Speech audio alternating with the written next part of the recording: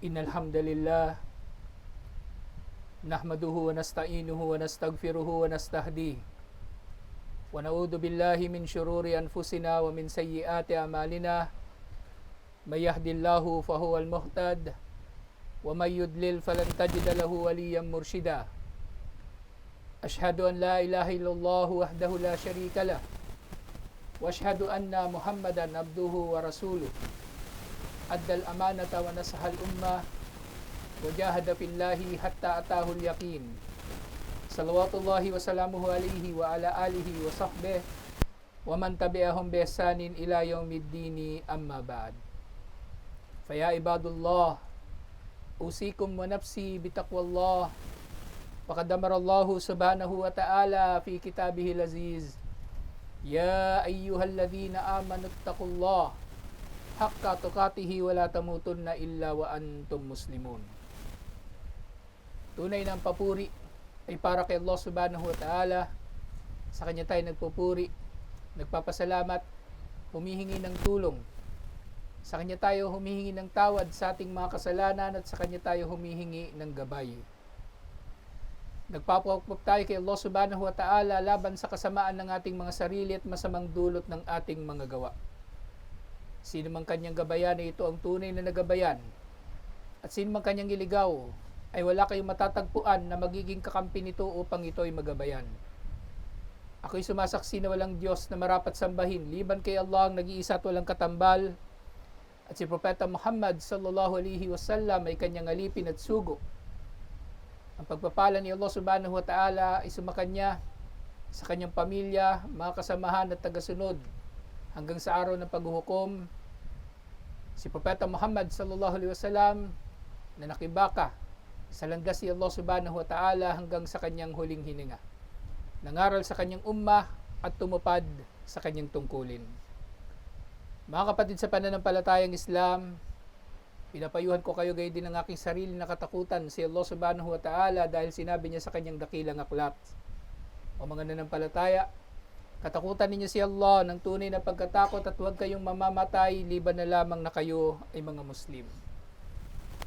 Mga kapatid sa pananampalatayang Islam, tulad ng naiulat mula sa mga propeta, maging si Propeta Muhammad sallallahu alaihi wasallam ay nangangaral sa kanyang umma sa pamagitan ng mga makatotohanang mga kwento.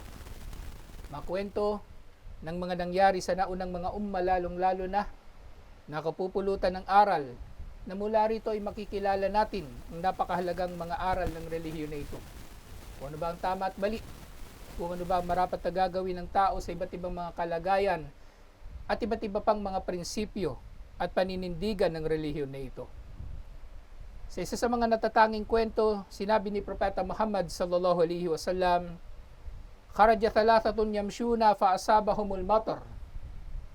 Lumabas daw ang tatlong kalalakihan na naglalakad at sila inabutan ng ulan. Fadakalu fi garin fi jabalin, at sila ay pumasok sa isang kuweba sa isang bundok. Fanhattat alaihim sakhrah.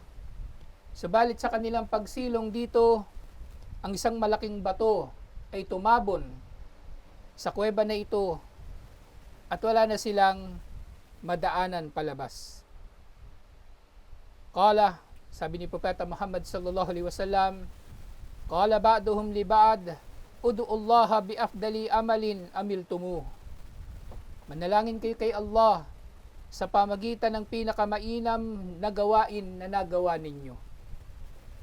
At ang ginawa na ito nga ng mga kalalakihang ito ay tinatawag na tawassul. Ito ay ang pagpapalapit kay Allah subhanahu wa ta'ala.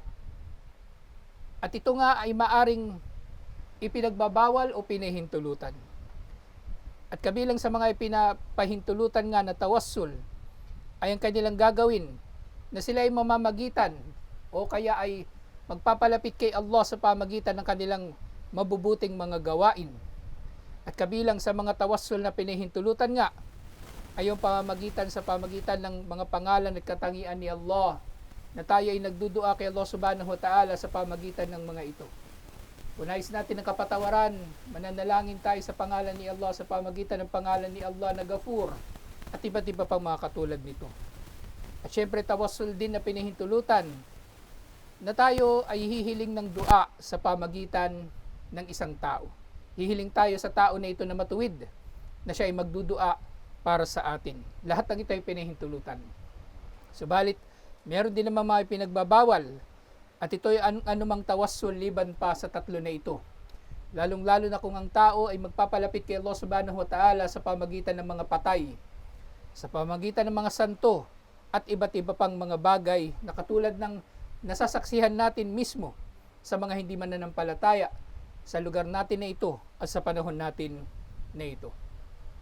Ngayon nga, nais nila mapalapit kay Allah nang sa gayon ay tutugunin ni Allah ang kanilang kahilingan na makalabas sila mula sa kuweba na yaon sa pamagitan ng pinakamainam nilang mga gawain. Faqala ahaduhum, Allahumma inni kana li abawani shaykhani kabiran. O Allah, tunay na ako noon ay mayroong dalawang magulang na matanda na. Fakuntu akhruju fa'ar'a. Araw-araw ay lumalabas ako at nagpapastol ng mga pastuling hayop. Thumma aji'u fahlubu fauji'u bilhilabi faati bihi abaway fayashraban. At sa aking pagbabalik ay magdadala ko ng gatas sa kanilang dalawa upang ito ay kanilang inumin. Thumma uski as-sabi wa ahli wa imraati. At pagkatapos nila makainom ay saka lamang makakainom mula rito ang aking mga anak, maging ang aking asawa. Faktabastu layla, fajitu faidahum naiman. Qala, fakarihtu an awkiduhuma. Minsan daw ay ginabi siya ng pag-uwi at inabutan niya ang kanyang dalawang magulang na natutulog na at ayaw niyang bulabugin ang kanyang dalawang magulang mula sa mahimbing na pagkakatulog. Wasabiyatu yatadauna endarijli. At ang mga anak naman niya nagising pa ay umiiyak sa kanyang paanan dahil sa gutom. Falam yazal dalika da'bi wa da'bahuma hatta tala al-fajr. At nanatili sa ganito ang kalagayan na umiyak ang kanyang mga anak at hindi niya ito pinapainom dahil nais niya munang unang painumin ang kanyang mga magulang at nanatili silang ganito hanggang sa dumating na ang oras ng Fajr. At sinabi niya nga bilang kanyang dua, Allahumma in kunta ta'lam anni fa'altu dhalika ibtiga'a wajhik fafruj anna furjatan nara minhas sama. O Allah, sabi niya sa kanyang panalangin, kung nalalaman mo na ginawa ko ang bagay na iyon ng pagmamahal sa aking mga magulang alang-alang sa kaluguran mo, ay buksan mo ang kuweba na ito hanggang sa makita namin ang langit. Fafurija anhum. At ang bato na iyon ay gumalaw nga, subalit kaunti lamang at hindi sapat upang makalabas sila.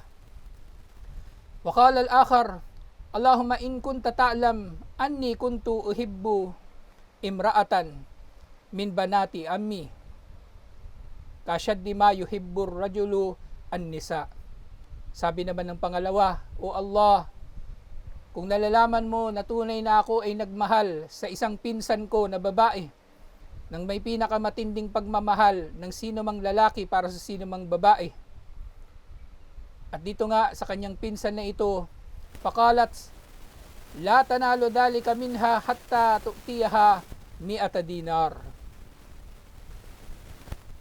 At meron din pagtingin sa kanya ang pinsan niya na ito at siya ay inakit at sinabi sa kanya, hindi mo ako makakamit liban na lamang nabayaran mo ko ng 100 dinar na malaking pera sa halaga na yaon ng perang ginto.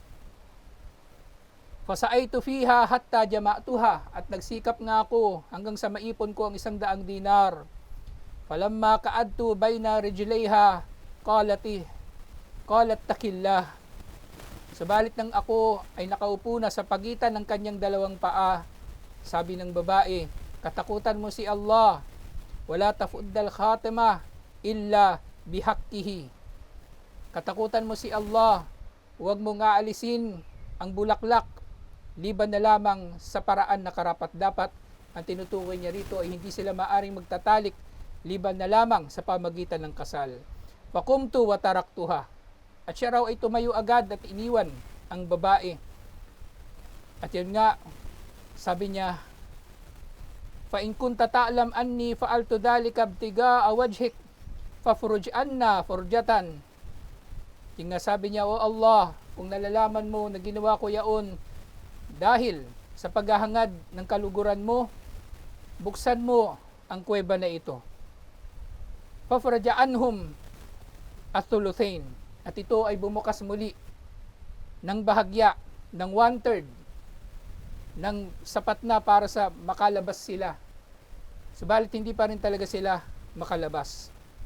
At sinabi ng pangatlo, waqala al-akharu, Allahumma in kunta ta'lam anni sta'jartu ajiran bifarkim min duratin fa'atituhu. Sabi na ikatlo, O Allah, kung nalalaman mo na noon ako ay umupa ng isang manggagawa sa halaga ng isang farak ng mga trigo at ito ay ibinigay niya sa kanya o nais na niyang bayaran sa kanya. Wa abadaka an yakhud. Subalit hindi niya muna kinuha ito sa panahon na ito. Fa'amadtu ila dhalikal farak. Kaya ang pambayad niya sana na ito na halaga ng 3 sa ng trigo ay itinago niya muna. Fazara'tuhu hatta istaraitu minhu bakaran wara'iyaha. Tinago niya ito at ang yaman na ito ay ginamit niya upang makapagsakang muli at ang halagang kinikita niya rito ay pinambili niya ng mga baka at pinastol niya ang mga ito. Thumma ja'a faqala ya Abdullah a'tini haqqi. At pagkalipas ng ilang panahon ay bumalik ang manggagawa na ito at sabi sa kanya, O alipin ni Allah, ibigay mo sa akin ang aking karapatan, ibig sabihin ng kanyang sweldo. Sinisingil na niya ang kanyang sweldo matapos ang mahabang panahon. Fakultu, intalik ila tilkal bakari wara'iyaha. Pumunta ka sa mga baka na yaon at puntahan mo rin ang pastol nito, na maaring bumili na rin siya ng alipin upang pastolin ito. Fa innaha laka. Tunay na ang mga ito ay para sa iyo. Ang baka at ang pastol ay para sa iyo. Fakala, astatahsi ubi? Niloloko mo ba ako? Sabi ng lalaki, dahil siya ay hindi makapaniwala sa ginagawa ng lalaki na sinisingil lamang niya ng kanyang sweldo. Kala fakultu, mastahsi ubika. Lakinnaha lak. Hindi ako nagbibiro sa iyo, hindi kita niloloko. Subalit lahat nga ng ito ay para sa iyo.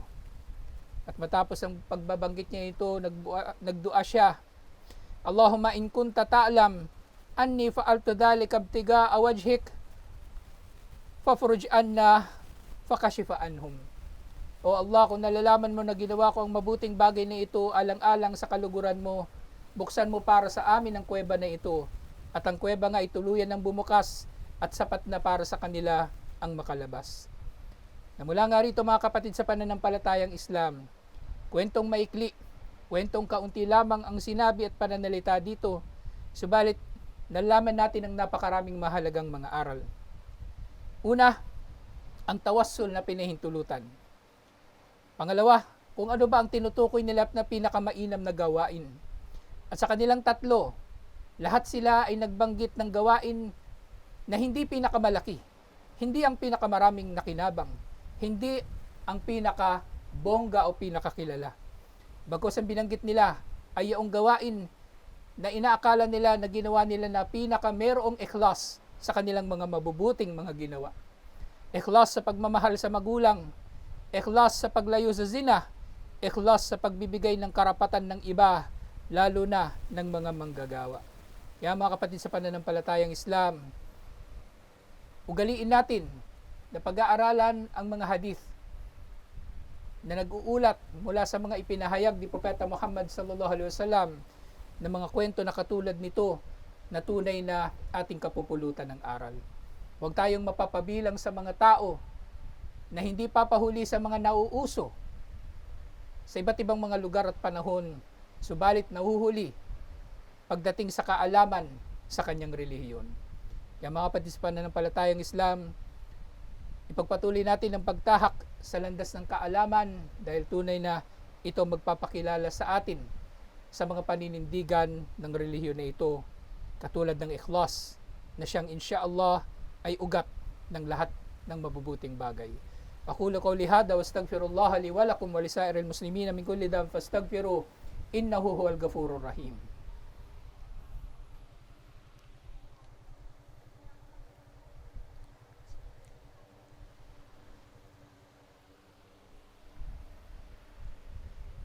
Alhamdulillahi wahda wassalatu wassalamu ala man la nabiyya ba'da wa ba'd.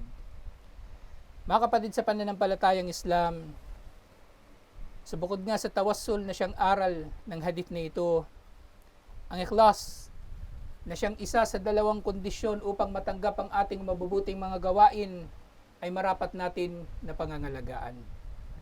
Dahil minsan ang ikhlas ay minamaliit natin. Inisip ng tao ng kanyang mga gawain ay otomatiko nang may ikhlas dahil lamang sa siya ay nag-iintensyon na para ito kay Allah. Subalit, maaring hindi ito magiging sapat para sa marami sa ating mga gawain dahil patuloy na dumarating sa atin ang tukso, patuloy na dumarating sa atin ang bulong ni Satanas na maaring sa umpisa ng ating mga gawain ay meron ngang ikhlas ang ating mga gawain, subalit sa kalagitnaan nito ay darating ang bulong ni Satanas na paghusayin pa natin ang ating mga gawain dahil nakatingin si Pulano na ganito, si Pulana na ganyan, nang sa gayon ay makikilala tayo ng mga tao. Sa ilan pang pagkakataon, ang bulong na ito ni Satanas ay nilalagyan niya ng talbis, nilalagyan niya ng panlilinlang na pinagmumukha niyang mabuti. Na maaring sasabihin niya sa atin, pag inamin mo pang iyong gawain nang sa gayon ay makikita ng mga tao na mabuti ang iyong gawa, nang sa gayon sila ay susuporta sa iyo, tutulong sa iyo sa iyong da'wah. Sila ay tutulong o susuporta sa iyong mabubuting mga ginagawa. Pagbutihin mo pa nang sa gayon ay makilala ka nila, nang sa gayon ay lumawak pang nararating ng iyong mensahe at iba't iba pang mga panlilinlang na tulad nito. Na maari nga, naibubulong ito ni Satanas dahil hindi naman talaga niya hangad ang kabutihan na idudulot ng mga bagay na ito. Ang inahangad niya ay ang kasamaan na magagawa mo dahil sa pagpapakitang tao. Kaya mga kapatid sa pananampalatayang Islam, ang pinakamahirap na kalaban ninuman ay ang kanyang sarili. Ang pinakamahirap na magiging kalaban ninuman ay ang kanyang sarili dahil ang sarili ng tao ay natural o normal na mahina, natural na mapanghangad, natural na mayroong mga pangarap at natural na may mga pagnanasa. Kaya mga kapatid sa pananampalatayang Islam, alalahanin natin ang kwento ng tatlong tao na ito na para sa kanila, ang pinakamahalaga nilang gawain, pinakamabuti ay yung pinakanagawa nila ng mayroong pinakamatinding ikhlas. Alhamdulillah.